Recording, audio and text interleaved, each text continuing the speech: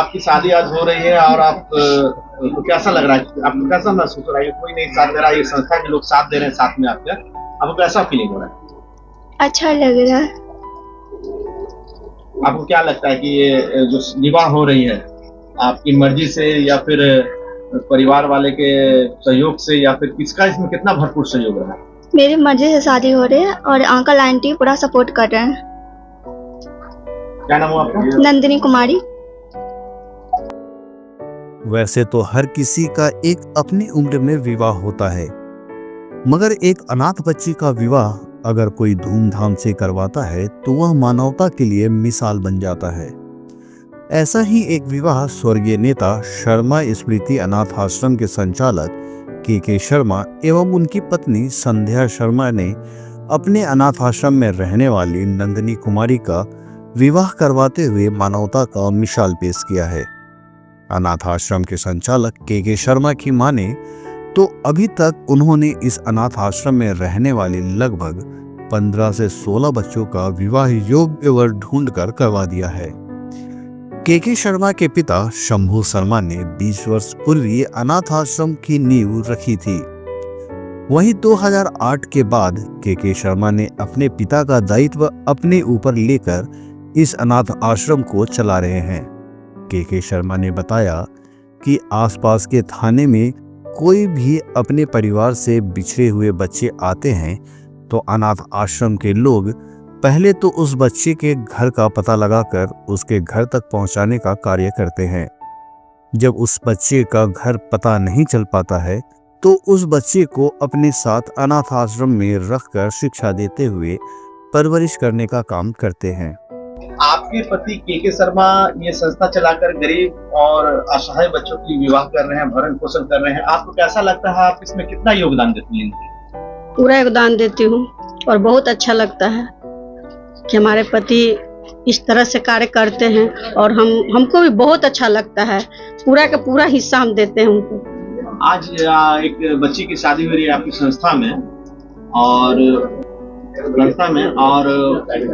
उनकी माँ का फर्ज अदा कर उसे विदा कर रही हैं, आपको कैसा महसूस हो रहा है? एक जो सारी माँ में फीलिंग्स आती है वही हमारे अंदर में है। और मेरी बच्ची का नाम नंदिनी है और जिनसे हम शादी कर रहे हैं उनका नाम विक्की है। कैसा महसूस?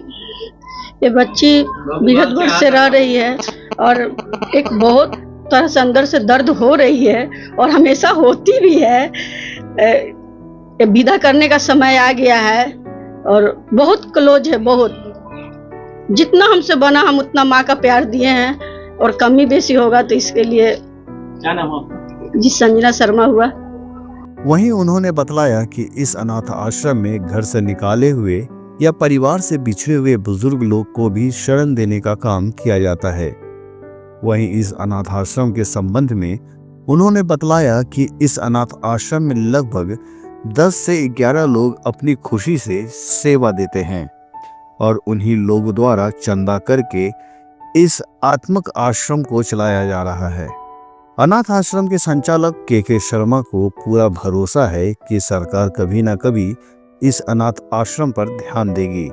अगर सरकार इस अनाथ आश्रम पर ध्यान देती है तो हमारे समाज में लावारिस और अनाथ बच्चों को रखकर उसे सही तरीके से परवरिश करने में सुविधा होगी, जिससे उन अनाथ बच्चों को सही शिक्षा के साथ समाज में जीने का हक मिलेगा। कैसा महसूस हो रहा है बाबू? अच्छा फील हो रहा है।